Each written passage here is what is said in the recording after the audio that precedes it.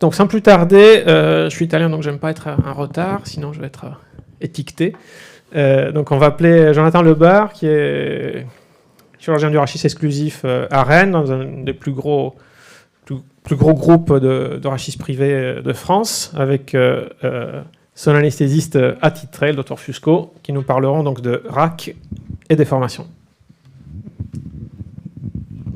Merci Federico de cette belle introduction.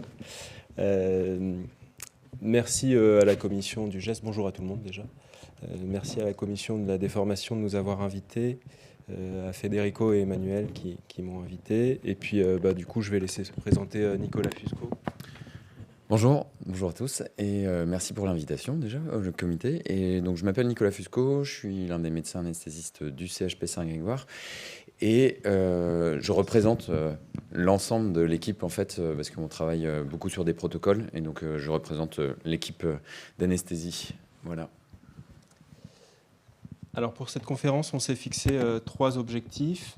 Le premier, c'est de reconnaître et de pouvoir prévenir les complications médicales liées à la chirurgie de la déformation plutôt chez l'adulte, de vous donner une checklist médicale en préopératoire pour justement essayer de prévenir ces complications, et ensuite comment gérer le périopératoire et surtout comment anticiper l'arrivée de complications.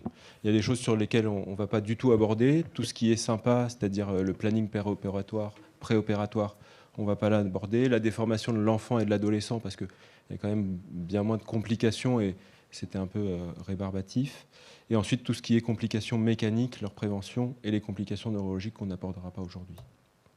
Alors, ce qu'on aimerait, c'est interagir un peu, parce que le but, ce n'était pas de faire un déroulé de toutes les complications, sinon on va tous sortir et aller prendre un café pour essayer d'oublier tout ça.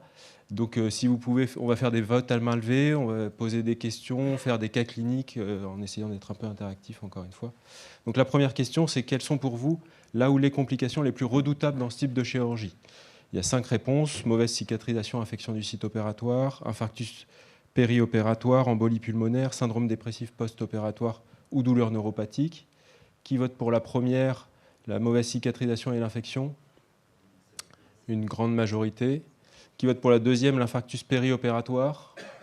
Un peu moins déjà, 4-5 personnes. L'embolie pulmonaire? Encore un peu moins, 1 personne.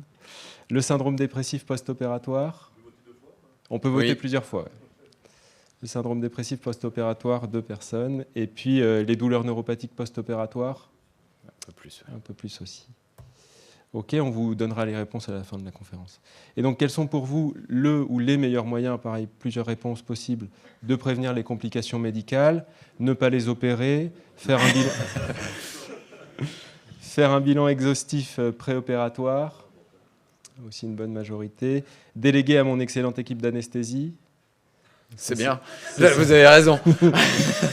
Le travail en équipe, ça paye. Et avoir l'expérience de ce type de chirurgie. Ouais, les 2 dernières sont quand même majoritaires, et la première aussi, il ne faut pas les opérer, ces gens-là. Ok, donc on peut s'attaquer déjà au facteur de risque de la fragilité. La fragilité, c'est un mot un peu à la mode dans le domaine de la chirurgie.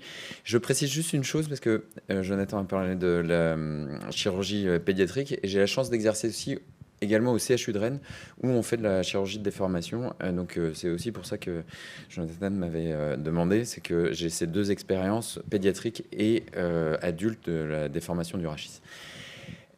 Pour vous, quels facteurs peuvent ressortir là, dans les scores de fragilité qu'on voit? Âge, IMC, indice de masse corporelle, tabac, score ASA, dépression?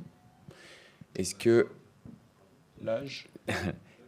L'âge, non. L'IMC? L'IMC? Ok. Le tabac, clairement. Le score ASA, c'est un peu faible. En tout cas, c'est pas ce qui permet de faire un entonnoir sur les patients qu'on va sélectionner et bichonner. Ok. Et la dépression aussi. Ok. Donc effectivement, IMC, tabac, dépression, c'est des choses qu'on ne doit pas ignorer. Les autres non plus, évidemment, mais ça fait partie des scores à prendre. Les scores, c'est assez compliqué en fait. C'est-à-dire de fragilité, hein, j'entends. Parce que il y a la fragilité qui est liée à la personne âgée, donc là elle est assez claire, mais en fait elle ne touche pas que la personne âgée. Et pourquoi on s'y intéresse? C'est parce que clairement ça entraîne des risques d'augmentation des complications qui est net. Vous voyez que le risque d'infection, qui est probablement l'une des complications les plus importantes pour vous, c'est augmenté par 8 quand même. Les complications majeures, alors ça regroupe beaucoup de choses, mais c'est pareil, c'est significatif, ainsi que les reprises chirurgicales qui ne sont pas négligeables. Malheureusement, dans les scores, eh bien, c'est compliqué et ça demande du temps. Donc nous, en pratique, comment on fait?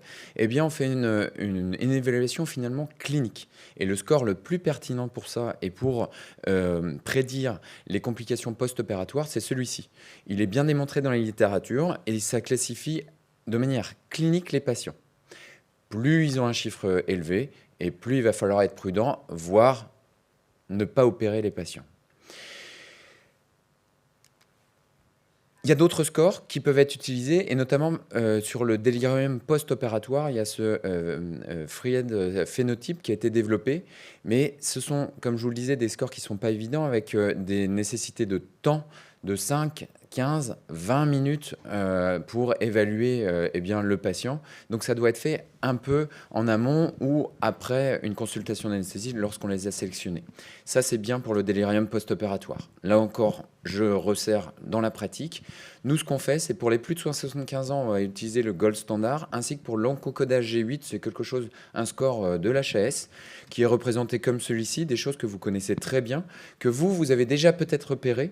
Nous, on le fait en consultation d'anesthésie, et si le score est inférieur à 14, eh bien dans ces cas-là, on va faire ce qui est standardisé, une évaluation gériatrique. C'est-à-dire qu'on a un protocole où notre patient va aller en hôpital de jour pour l'évaluation complète. Et là, ils ont tout le temps pour évaluer.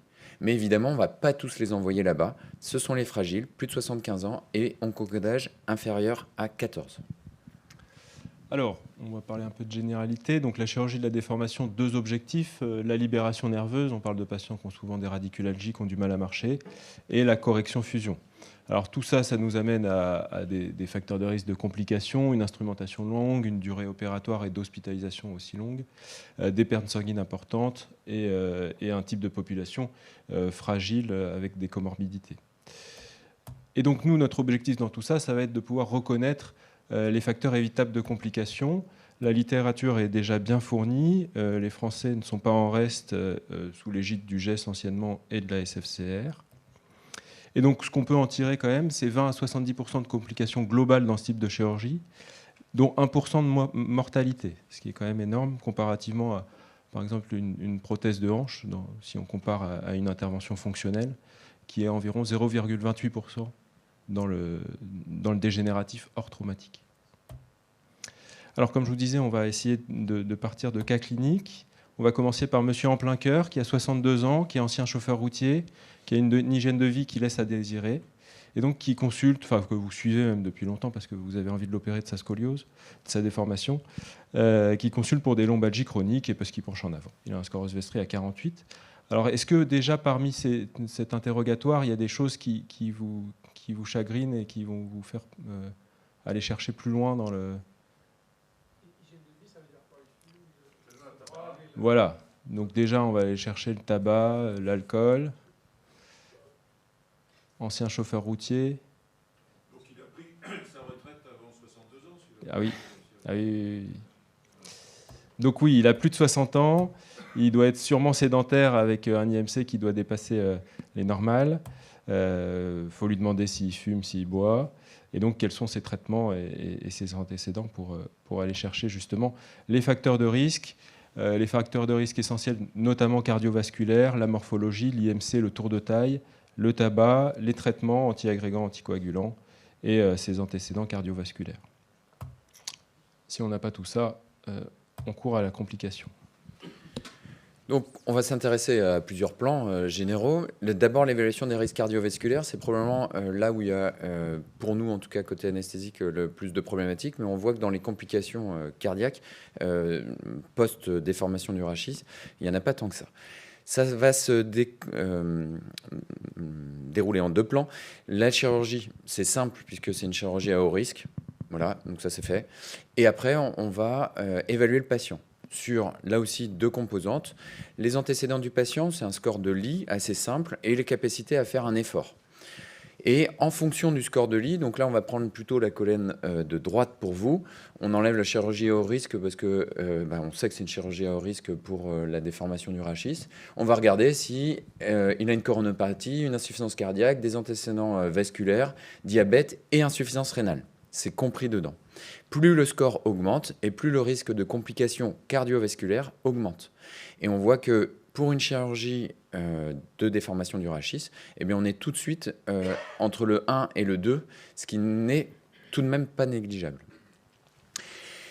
Nous, on a une arborisation comme ça, développée notamment par l'ASFAR, la Société française d'anesthésie et réanimation. On va simplifier puisque là, on s'intéresse à un contexte.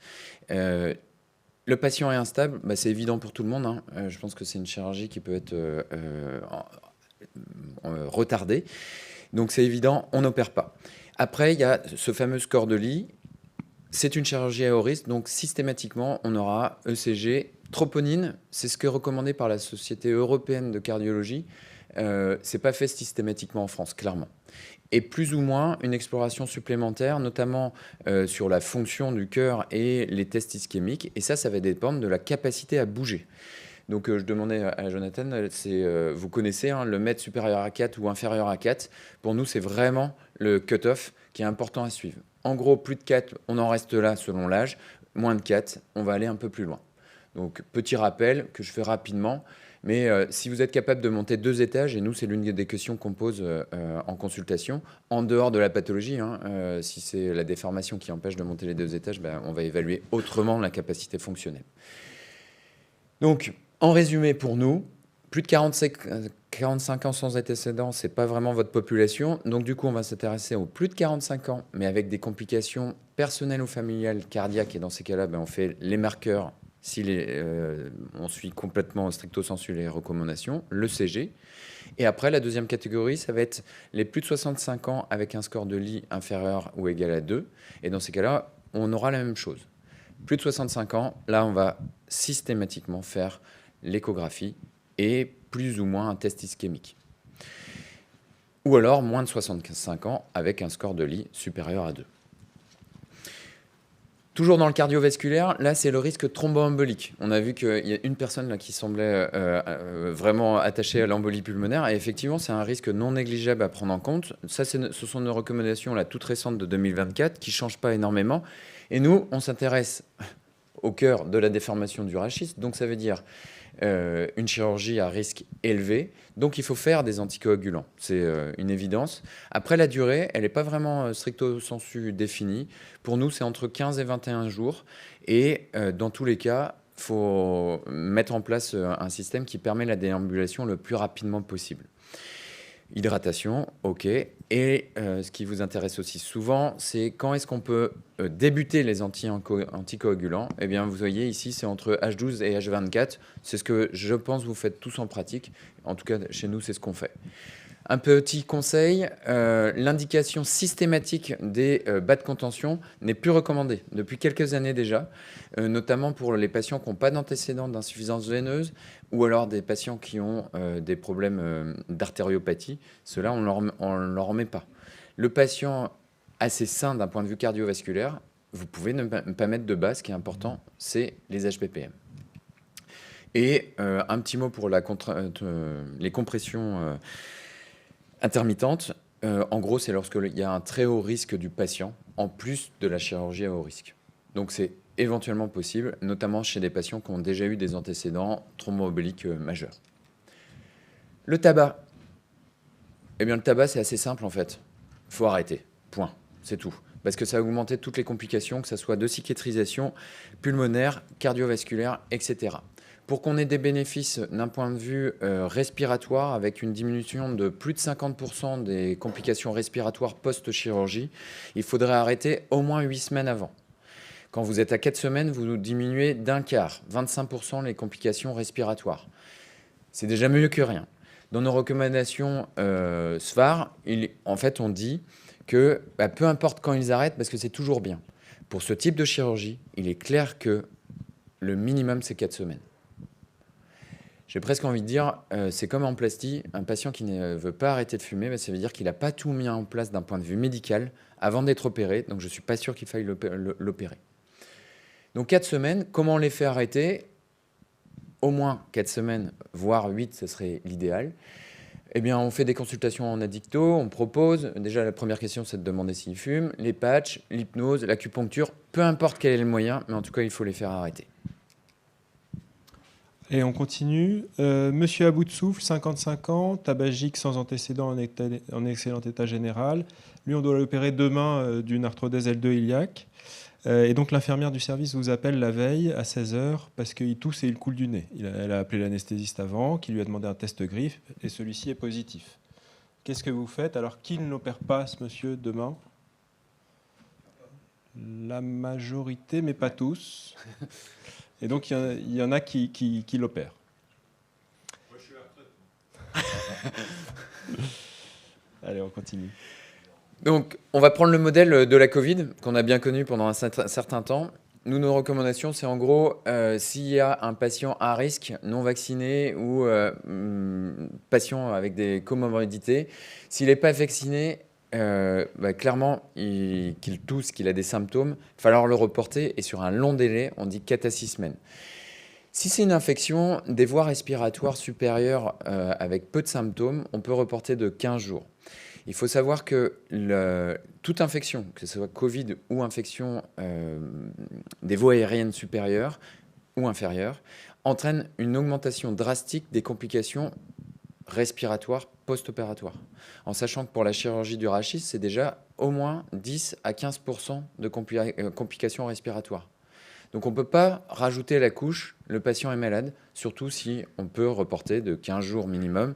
Et lorsqu'il y a une infection bronchopulmonaire, donc c'est-à-dire de la fièvre au-dessus de 38, des sécrétions muco-purulentes, une auscultation qui va être perturbée, ou alors une dyspnée avec une fréquence augmentée plus de 22, eh bien nous, c'est des critères où on va dire non, stop, pour ce type de chirurgie, il ne faut pas y aller. Et on reporte de 4 à 6 semaines. Plus le patient est, on va dire, fragile d'un point de vue respiratoire, et plus le délai va être long. Est-ce qu'on fait des EFR en préopératoire? Oui.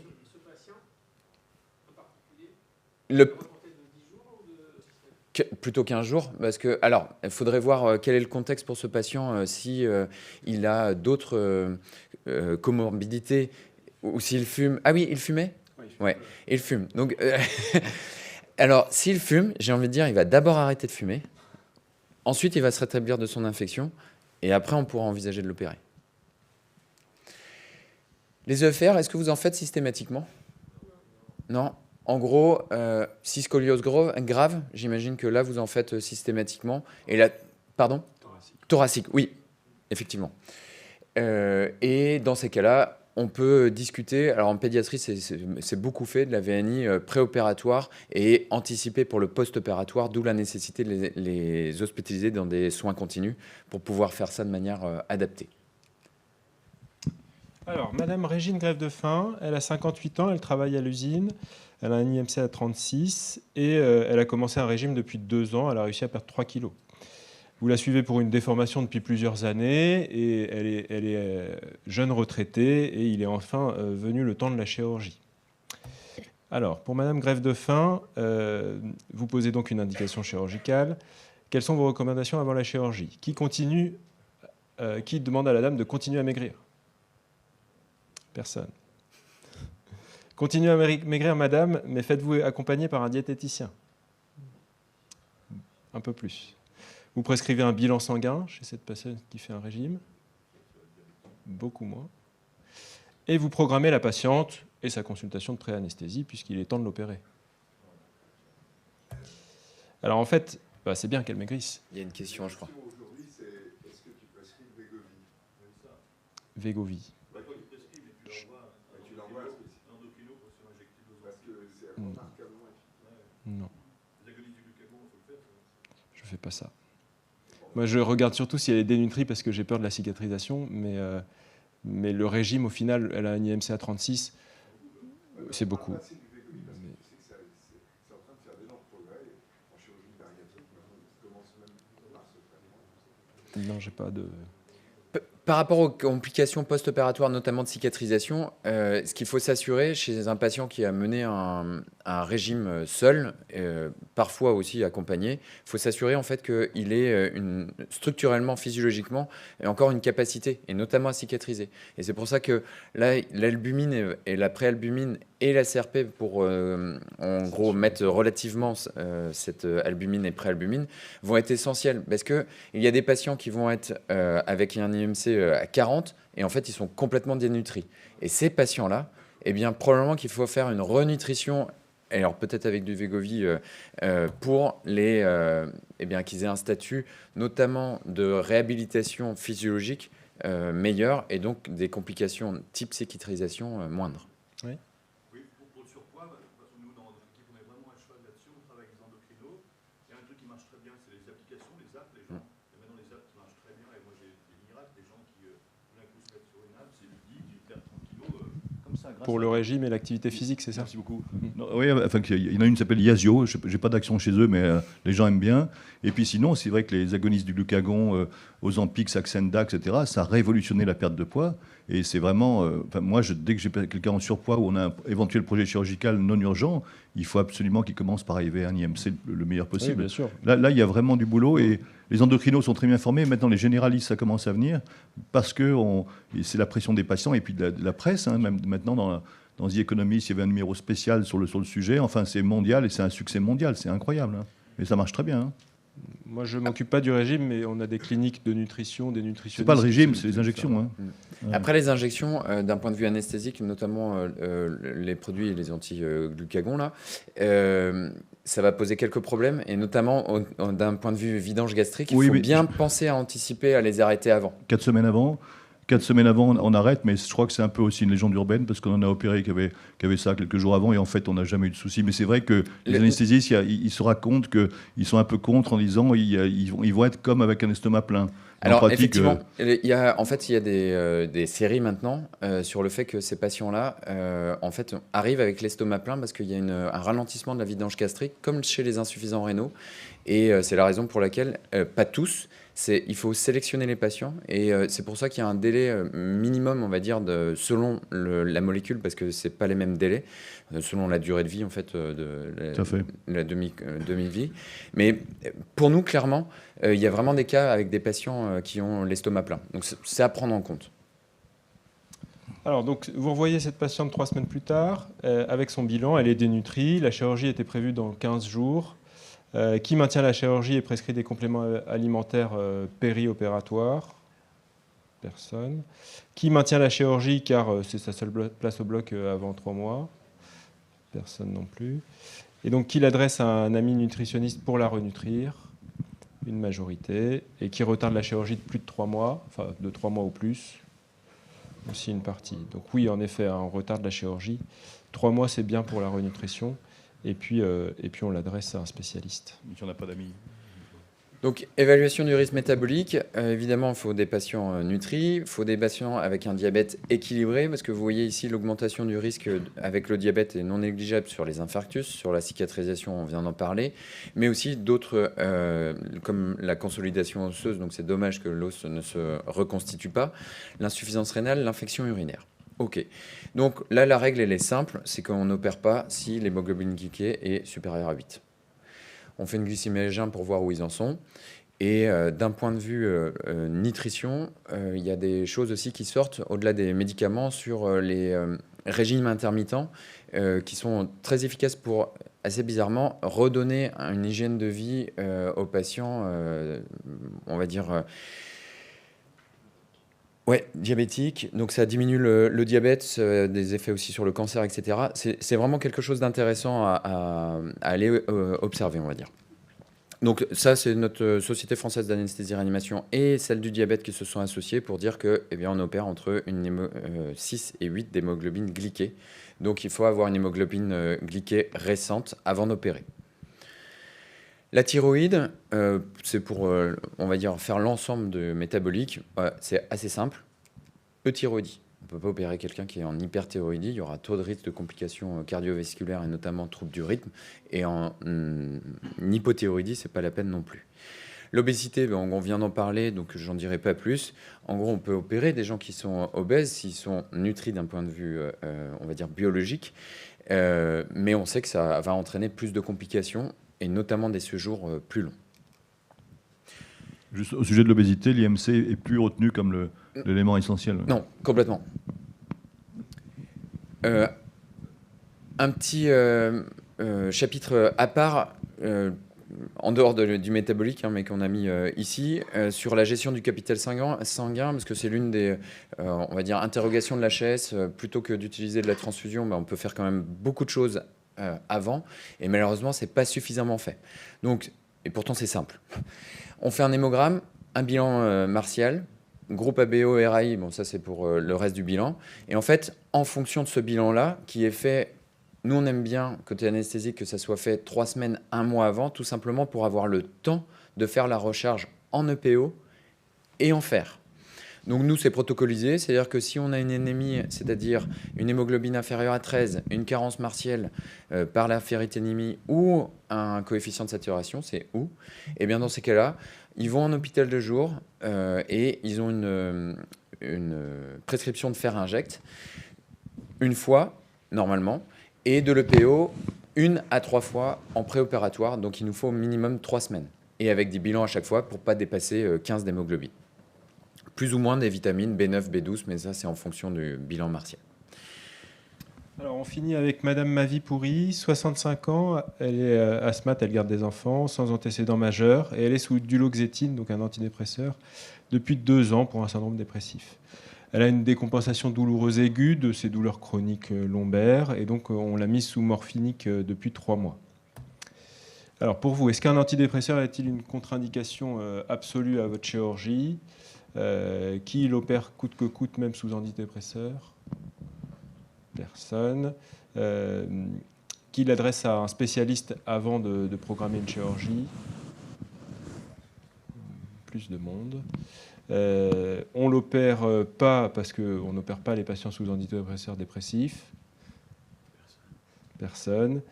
Et pour elle, on fait une exception parce qu'elle est gentille. Ok, donc oui, en effet, un antidépresseur, ce n'est pas une contre-indication à ce type de chirurgie, mais un suivi spécialisé, c'est quand même important.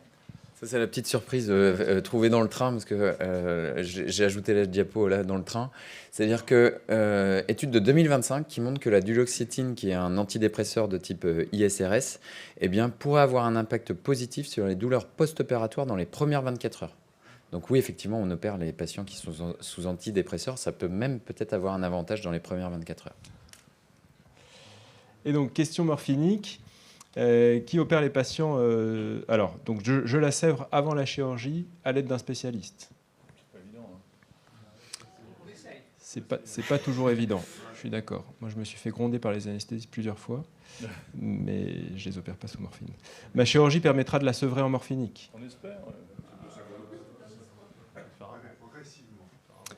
La morphine en préopératoire augmente le risque de douleurs chroniques.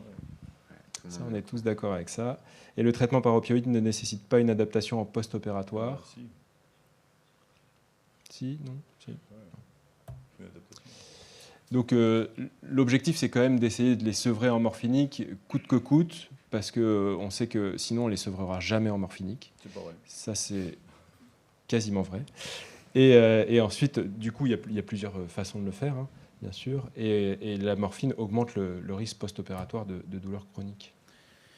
Effectivement, si on regarde les études là-dessus, notamment les algologues, les spécialistes de la douleur chronique, disent bien que plus on arrive à sevrer les patients de leur morphinique en préopératoire, et plus on a de réussite en post-opératoire, quelles que soient les chirurgies. Donc, effectivement, il y a un côté coûte que coûte, tout simplement parce qu'on a des chiffres quand même assez importants de douleurs chroniques post-chirurgie. 20 à 30%, c'est pas négligeable. Hein. C'est vraiment, et d'autant plus pour la déformation du rachis, parce que ça va jusqu'à 40%. Donc, plus on arrive à les sevrer avant, et mieux ce sera pour le après, parce que c'est l'un des facteurs. Mais ce n'est pas le seul. Et vous voyez ici, j'aimais bien cette schématique, parce que il y a pas mal de facteurs qui sont représentés. Plus c'est au centre et plus c'est important. Et il y a la part patient, la part douleur qui existe en pré, en per et en post-opératoire. Lié à la chirurgie, j'en dis juste un mot ici, c'est qu'en gros, plus vous êtes délicat, plus vous opérez rapidement et plus vous avez de l'expérience dans votre chirurgie, et moins il y a de douleur chronique post-opératoire. Petit message. Et enfin, ce que nous, on peut faire, parce que malheureusement, tout n'est peut-être pas suffisamment bien fait. La première chose à faire, c'est identifier les patients à risque. Donc là, on en a parlé, ce sont les gens qui prennent des morphiniques en préopératoire, ceux qui ont des douleurs importantes en préopératoire, ceux-là, ils sont à haut risque, mais également tous les facteurs, on va dire, psychologiques, et l'anxiété, la dépression. Donc, ces patients-là, il va falloir en quelque sorte les bichonner, là encore, et leur offrir un parcours qui est un peu différent. Donc, il y a des moyens simples pour les détecter. Peut-être que vous connaissez, ça c'est le score d'anxiété lié à une chirurgie le plus simple à réaliser. Vous voyez que je suis inquiet par rapport à la chirurgie, etc. Je ne vais pas vous le défiler. C'est l'APAIS que nous, on a implémenté dans notre logiciel pour la consultation d'anesthésie. Et ça, c'est un très bon facteur prédictif de douleur post-opératoire immédiate et chronique. Donc vraiment, je vous encourage à le faire et même à donner cette information-là quand vous voyez vos patients, que vous commencez à vous dire « Ah bah oui, je vais l'opérer », vous en parlez aux patients. Et là, vous pouvez faire ce test-là et en parler aux anesthésistes parce qu'il est temps qu'on prenne en charge ça, côté anesthésique aussi. On ne le fait pas forcément très bien. Et il n'y a pas que l'anxiété, parce que vous voyez, il y a tout un pan préopératoire qu'on peut évaluer. Je vous ai mis le livre blanc de la douleur qui a été développé par l'ASFAR et la Société française d'études et de travail sur la douleur, le traitement de la douleur. Donc il y a un petit QR code si vous voulez, si ça vous intéresse. Et il y a l'un des paramètres qui est primordial, c'est le catastrophisme. Est-ce que vous en avez déjà entendu parler ? Ouais, je vois des... Ok, le catastrophisme, pourquoi on s'y intéresse ? C'est parce que c'est un très bon facteur prédictif. Il est probablement supérieur à l'anxiété ou à la dépression. Donc c'est quelque chose vraiment qu'il faut faire ressortir dans les consultations pour pouvoir, encore une fois, adapter la prise en charge du patient. Et quand je dis prise en charge, c'est pré, per et post-opératoire. Donc, si j'en viens au facteur patient, une jeune femme avec des comorbidités, et notamment des addictions, eh bien, attention, ces patients-là, on ne peut pas les opérer de la même manière, on ne peut pas faire une anesthésie de la même manière. Et il y a les facteurs, quand même, douleur, et donc ça, c'est important de le prendre en compte, préopératoire, post-opératoire. On sait que plus une douleur aiguë existe en post-opératoire immédiat, plus elle est intense et qu'elle dure dans le temps, et plus vous avez de risques d'avoir des douleurs chroniques post-opératoires. Et c'est pour ça que les premières 24 heures, premières 48 heures sont clés. On n'oublie pas les douleurs neuropathiques. Tout le monde connaît le DN4 ? Ouais. Excessivement simple à faire. En préopératoire aussi. Parce qu'en préopératoire, ce n'est pas suffisamment fait. Et là, je le dis pour vous, mais je le dis également aux anesthésistes parce que ce n'est pas assez fait. Donc, les facteurs psychologiques, j'en reviens là-dessus. Facteur majeur de douleur chronique post-opératoire. Donc, il y a un rôle du psychologue et je vous invite vraiment à avoir un parcours patient avec cette prise en charge de la santé mentale et notamment avec les psychologues qui nous aident vraiment pour tout ce qui est en lien avec l'addictologie, morphine, tabac, on en a déjà parlé, tout ce qui est en lien avec leur douleur chronique, l'anxiété que ça peut créer, les perturbations, mais peut-être aussi en lien tout simplement avec les phobies et pourquoi ils en arrivent là. Et donc ça peut être de la thérapie cognitivo-comportementale, de l'hypnose, de la mindfulness, du yoga, du pilates. Tout ça, c'est démontré dans la littérature. Donc il faut l'utiliser. Ça prépare le patient. Oui. Ce que tu dis sur les douleurs post-opératoires me semble intéressant. Et c'est pour ça que je vais vous donner... En post-opératoire, c'est ça ? Oui, post-opératoire. Moi, j'utilise depuis quelques années un petit protocole qui est très simple, c'est-à-dire que j'infiltre la peau de mes patients, toute la cicatrice, à la ropivacaïne, et juste après, j'infiltre entre 4 et 10 cc de ropivacaïne dans les redons, et je les clampe pendant 1 heure.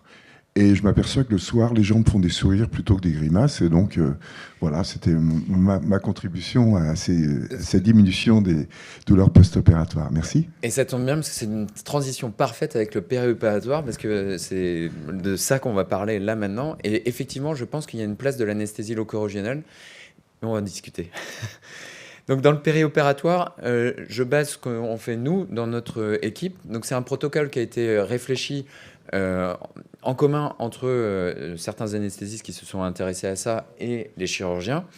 Et on en ressort une particularité qui est liée notamment à la chirurgie avec potentiel évoqué moteur, ce qui est un peu différent avec médulaire. Mais là, nous, c'est moteur. Ce qui veut dire qu'on va avoir une vigilance sur la position, les appuis, parce que vous savez qu'avec les stimulations, ça peut bouger un peu. Alors ça, c'est pour nous, hein, mais c'est quelque chose auquel on fait attention, que ça ne bouge pas trop au niveau des bras, au niveau des appuis, etc. Une protection oculaire qui va être importante. Des réchauffeurs, il faut que les patients soient chauds. Ça va être bien la normothermie, notamment pour avoir des valeurs exactes de PEV, mais également pour toutes les complications, hein, qu'elles soient métaboliques ou cardiovasculaires, c'est vraiment important.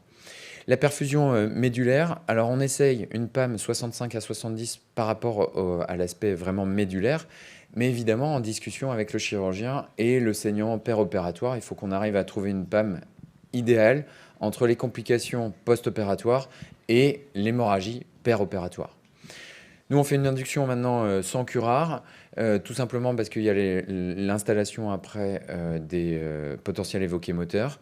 Voilà, c'est local. Et on fait du rémifentanil propofol avec une surveillance et des boucles sur l'AINI qui permet de moduler le rémifentanil et la narcose est modulée par le BIS. Ça peut être améliorable, ça peut être discuté, etc.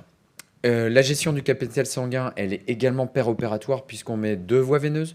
Le cell saver, c'est-à-dire une capacité à récupérer le sang pour pouvoir faire de l'autotransfusion péropératoire. Et on a un protocole hexacyle ou acide tranexamique, 15 mg kg à l'induction et plus ou moins à H4. Si je parle du CHU, on fait quasiment la même chose pour l'enfant, mais on va faire de l'IVSE pour l'hexacyle ensuite à 0,4 mg kg/h. Voilà, c'est des particularités, on va dire que ça se discute en équipe. Plus les équipes sont coordonnées avec un protocole cadré, on va dire, et mieux la prise en charge pourra se faire. Au niveau de l'analgésie, et là c'est important, nous on fait toujours de l'analgésie multimodale, ce sont nos recommandations et c'est ce qui fonctionne le mieux. Paracétamol, kétéprophène, néfopam. On peut discuter ça en préopératoire plutôt que de le faire IV. Et aujourd'hui, que ce soit d'un point de vue de la planète, que ce soit d'un point de vue économique, mais aussi d'un point de vue, on va dire, rationnel, physiologique, ça peut être intéressant de le donner dans l'heure avant la chirurgie, ça rompt pas le jeûne. Et on donne tout ça péros, comme ça, avant incision, les patients ont eu leur antalgique. La dexaméthasone, c'est là le triple effet, hein, antalgique, antivomitif, et ça prolonge les effets des anesthésiques locaux. Nous, on aime beaucoup la dexaméthasone, que ce soit chez l'adulte ou l'enfant, 0,2 mg kg sans dépasser 20 mg. La lidocaïne, on en met IVSE. Vous verrez qu'au niveau européen, c'est ce que je vais vous montrer après, la recommandation, elle n'est pas forte. En pratique, quand même, nous, on a l'impression que ça améliore grandement les patients. Pareil pour la kétamine, on a un protocole qui est le nôtre et il y a à peu près le même en pédiatrie au CHU de Rennes. Adapté à la pédiatrie, les doses de lidocaïne sont plus importantes et de kétamine aussi. Donc tout ça se base sur des recommandations qui sont européennes et c'est ce qui est démontré. Donc ça, c'est des groupes de travail qui se sont intéressés à la chirurgie du rachisme spécifiquement. Et c'est ce que je vous ai montré, c'est démontré. Et notamment la kétamine IV par rapport aux douleurs chroniques post-opératoires parce qu'on fait une modulation des récepteurs anti-NMDA. Et ça, c'est essentiel. La kétamine, on ne peut pas s'en passer aujourd'hui pour ce type de chirurgie. La question qu'on peut se poser, et tu as introduit le sujet, c'est au niveau de l'anesthésie loco-régionale. Qui fait de l'analgésie épidurale, donc sous forme de péridurale ou sous forme d'injection intratécale? Selon les cas? Ok. Alors, comme vous le voyez, au niveau européen, c'est recommandé. Hein.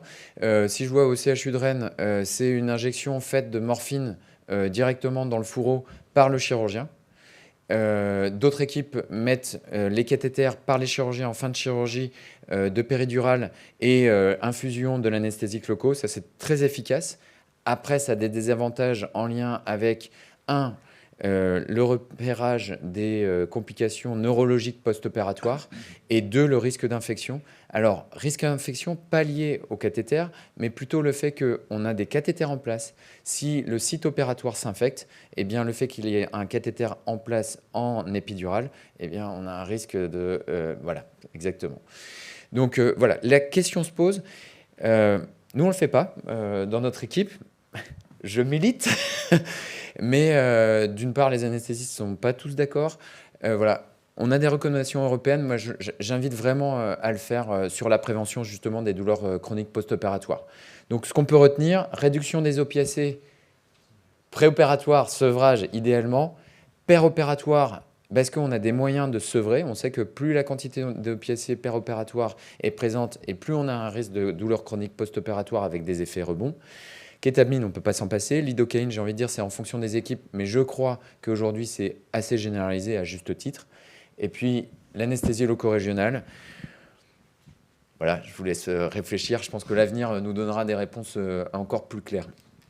Voilà, et avec une surveillance d'unité de soins continus post-opératoires, ça me paraît essentiel pour gérer non seulement la douleur des premières 24-48 heures, mais également les complications qui peuvent avoir lieu au niveau digestif avec l'iléus. Si on a fait tout ce qu'on a vu avant, eh bien, on prévient les choses. Je vous invite à leur donner des chewing-gums et à boire dès le premier jour, dès les premières heures, j'ai envie de dire. Et utiliser moins de morphinique parce que ça évite l'iléus. Et d'un point de vue rénal, si on a tout fait et que le patient n'a pas de comorbidité, de fragilité rénale, aujourd'hui, on a les moyens d'avoir peut-être une insuffisance rénale aiguë très courte, mais qui se rétablisse rapidement, surtout si on a réussi à maintenir une PAM suffisante.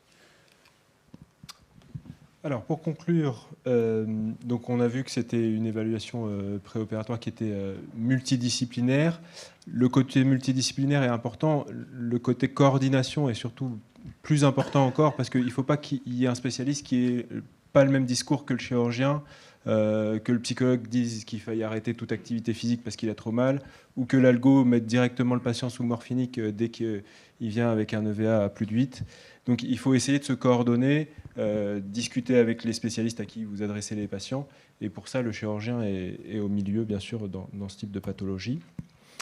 Les messages importants à retenir, c'est que c'est important de sélectionner nos patients, qu'on peut avoir une checklist médicale pour préparer à la chirurgie, qu'il ne faut pas hésiter à reporter la chirurgie parce qu'on parle de chirurgie fonctionnelle et qu'une décompensation d'une pathologie ou la découverte d'une autre peut nous amener à reporter cette chirurgie, qu'on peut anticiper les complications périopératoires et que pour ça, on a besoin d'une équipe spécialisée et coordonnée. Donc voilà un peu la timeline qu'on vous propose. Donc c'est souvent des patients qu'on va suivre un moment avant de poser une indication chirurgicale.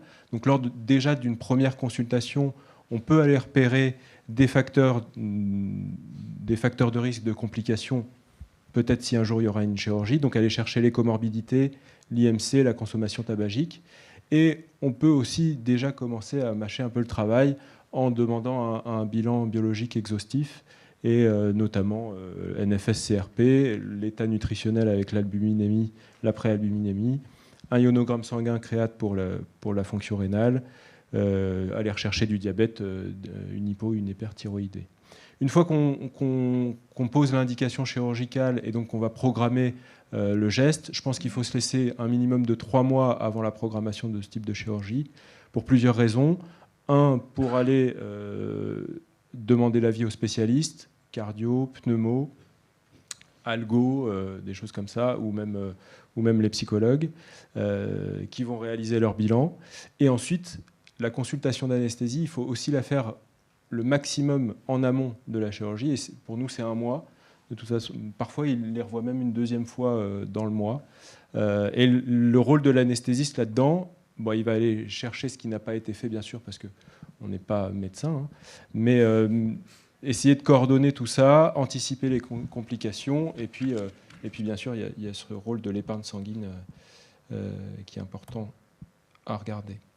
Alors voilà, pour revenir aux questions de départ, donc en fait, les 3 principales complications médicales de cette chirurgie, c'est l'infection du site opératoire qui varie entre 3 et 7% selon les études, l'embolie pulmonaire qui est à 2%, et le syndrome dépressif post-opératoire à 1,7%.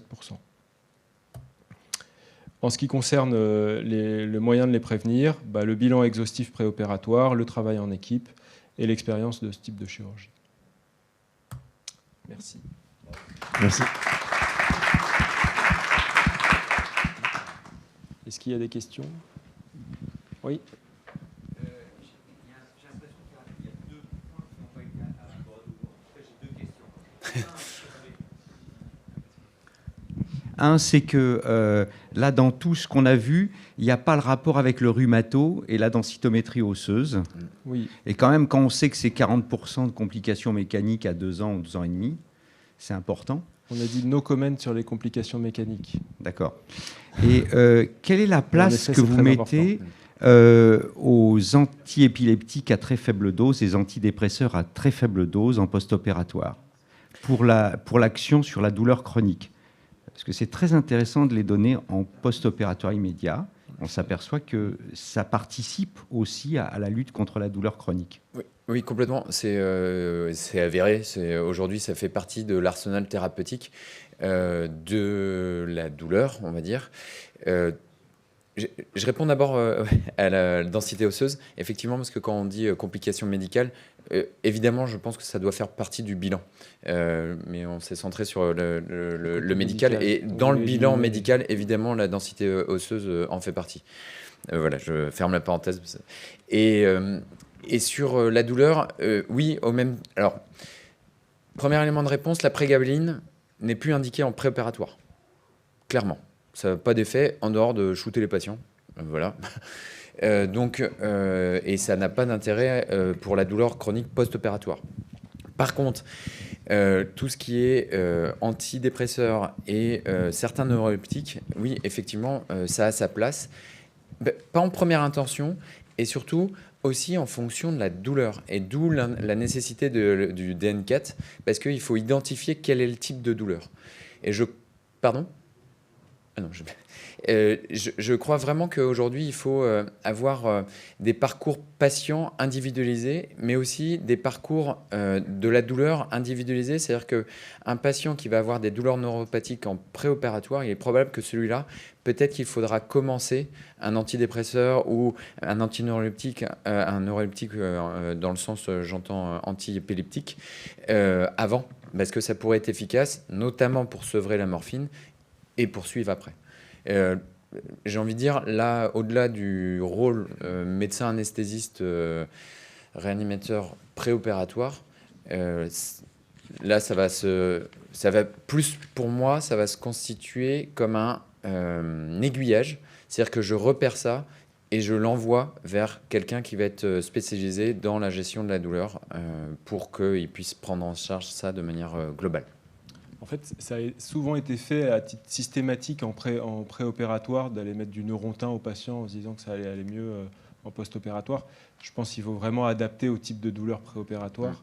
Mais en effet, mais pareil, pas de la prégabaline, plutôt du Neurontin, du Laroxyl aussi, et éviter le Lyrica, qui demande beaucoup plus d'adaptation dans le temps avant d'être toléré par le patient.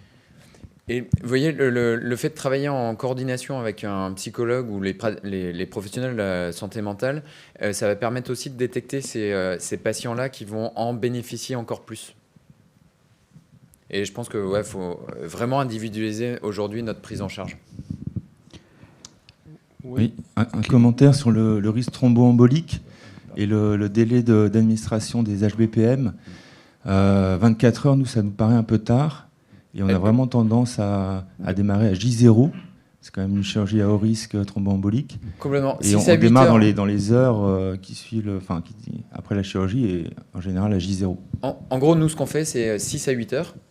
s'il n'y a pas de complications, s'il n'y a pas de choses, mais ça va être un dialogue à la fin de l'intervention. Voilà, est-ce que c'est OK pour toi si je démarre classiquement entre 6 et 8 heures, ou alors le lendemain matin selon l'heure de la fin de la chirurgie, c'est aussi pour les équipes.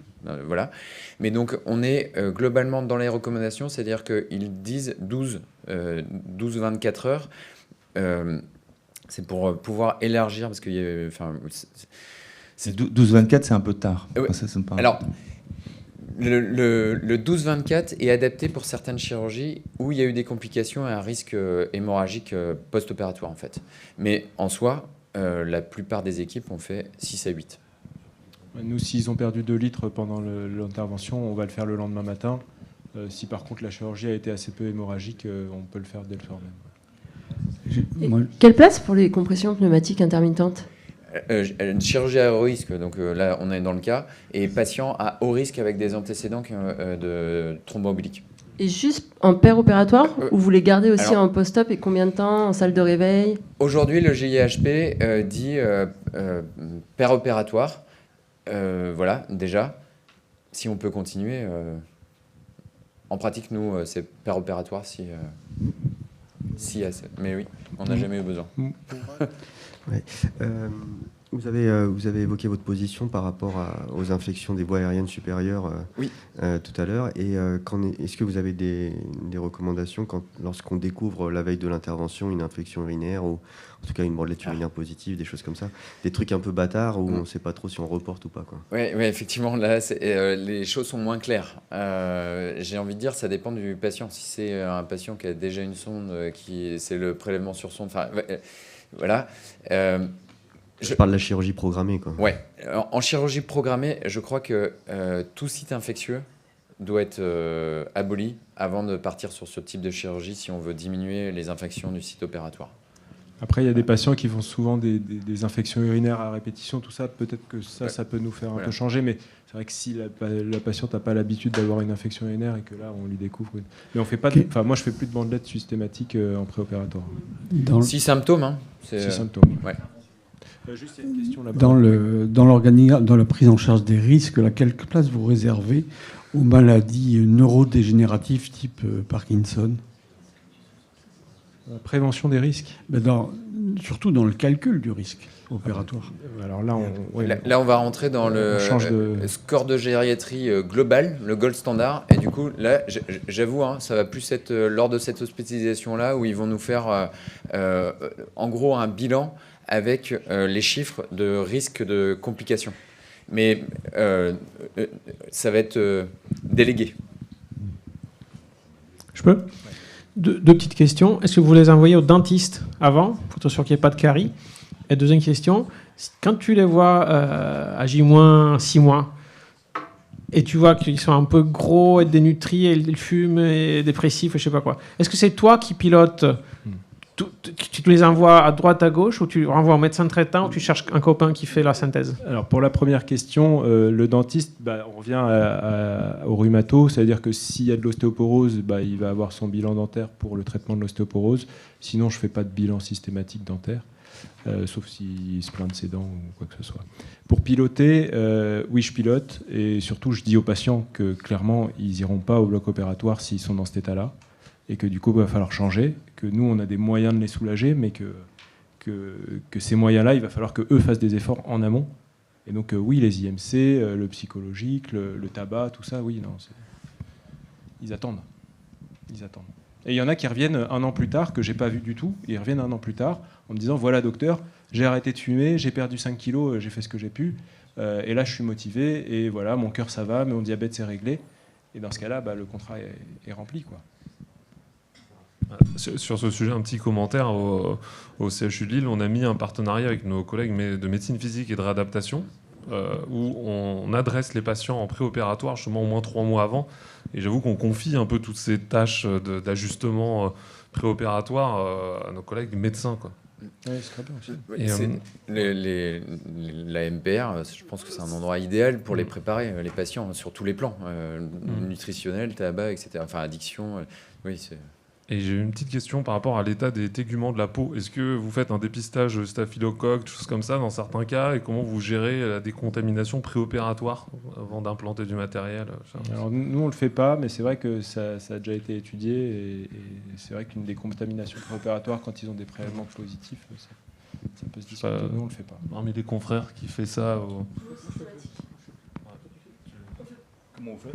On ne fait pas de prélèvement, mais on fait la mupiromycine dans le nez, systématiquement, 5 jours avant. Adulte, enfant, je veux dire. Oui. Okay. Sans prélèvement préalable. Une petite dernière, peut-être, parce que... Comment vous présentez la consultation d'anesthésie? Voilà, parce que il y a peut-être deux manières de la présenter. Soit on vous dit, bon, bah, on va vous programmer à telle date, et puis vous allez voir l'anesthésiste. Moi, personnellement, je leur dis, vous allez voir l'anesthésiste et on va faire un bilan d'opérabilité. Et je crois que c'est... et donc, je le fais assez en amont. Et je crois que c'est important pour que le patient entende ça. Alors, voilà, c'est une question. Nous, on ne le fait pas. Alors, je crois qu'il y a des histoires de remboursement aussi. C'est-à-dire qu'une consultation d'anesthésie où il n'y a pas d'intervention de programmée, il n'y a pas de remboursement sécu. Il me semble qu'il y a un truc... En tout cas, nous, on ne le fait pas comme ça.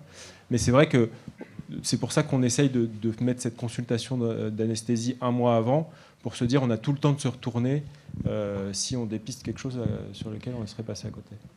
Nous, on a la chance en fait de bien collaborer avec les chirurgiens, et notamment que ce soit côté déformation du rachis ou prothèse de hanche, prothèse de genou, etc., où on a besoin de bilan vraiment en amont. C'est le chirurgien qui prescrit, et en disant bah voilà, vous allez voir l'anesthésiste à telle date, et nous en fait on intègre toutes les données et on s'adapte ensuite. Et ça, c'est très confortable, et ça permet d'anticiper en amont, et ce qui ne nous empêche pas aussi de dire à un moment stop, parce que là on n'a pas l'état nécessaire ou pas tout ce qu'il faut. Mais c'est vrai que nous on a plutôt cette habitude d'avoir en amont, et c'est, alors j'avoue, de notre côté c'est très confortable, parce que les patients arrivent, même certains, avec leur consul cardio, leur bilan biologique, l'ECG, enfin s'ils ont eu la consul cardio, on a ça, on intègre, et on peut leur expliquer les risques et qu'est-ce qu'il doit être mis en place, et notamment pour le blood management en amont. Pour nous, c'est très confortable comme ça. On n'a pas un rôle d'interprétation, nous, chirurgiens, mais par contre, je pense qu'on peut mâcher un peu le travail pour que justement ce soit après coordonné. Et du coup, les patients aussi ont moins l'impression de perdre de temps. Pardon. On doit arrêter, on me dit. Non, juste un petit commentaire, c'est en dehors du sujet, no comment. C'est le tériparatide, vous savez, qui est très efficace pour l'hormone parathyroïdienne, on s'est prouvé, publié, etc. Et en France, c'est remboursé uniquement si on a antécédent de 2 tassements vertébraux. Oui. Alors c'est vraiment dommage, parce que il faut attendre que le patient aille très mal pour l'opérer. Donc je ne sais pas si on peut agir en tant que société savante pour changer ça dans le cadre d'une chirurgie programmée de déformation importante. Et nos collègues anglo-saxons font du faustéo assez facilement, 6 mois avant une intervention de scoliose. Merci tout le monde, merci aux orateurs. Donc on a une demi-heure de pause. Merci beaucoup. Je passe ça là.